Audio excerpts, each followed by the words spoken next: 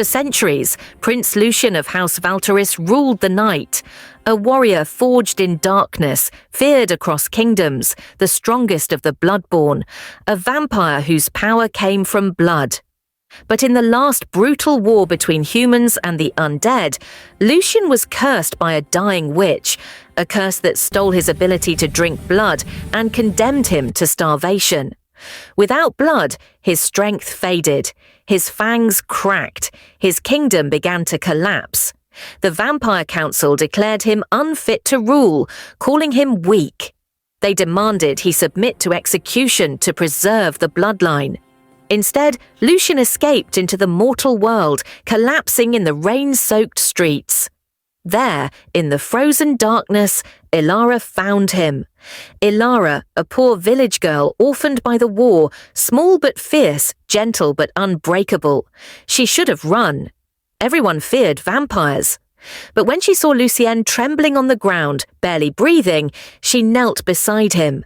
Not knowing he was king, not knowing he was a monster. She carried him to an abandoned cathedral, hiding him while storms shook the sky. For nights she tended to him while he fought agonizing hunger. He never touched her blood, even when he was starving enough to lose control. Lucian had forgotten what it meant to be seen as something other than a weapon. Ilara had forgotten what it meant to trust. As his fangs cracked and crumbled, he felt the curse tightening like a noose. But when he looked into her eyes, he saw something he thought he had buried centuries ago, a reason to live. But the council had tracked him. They arrived with a demon forged from ancient blood magic, determined to end him and slaughter the last witness. The cathedral exploded into war, stone, glass and fire raining from the sky. Lucian fought with his bare hands, broken fangs and shattered strength, protecting Ilara until he fell to his knees. Ilara stepped between Lucian and death. Her blood hit the runes carved into the cathedral floor and awakened the ancient altar. Light surged through the ruins, engulfing them both.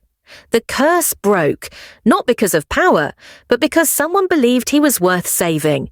When the smoke cleared, Lucian stood changed, no longer a creature of death, but living, breathing, reborn under the rising sun. And in the first light of dawn, holding Ilara in his arms, he made a vow. He would rebuild the kingdom, not with fear, but with mercy. Not as a monster, but as a king.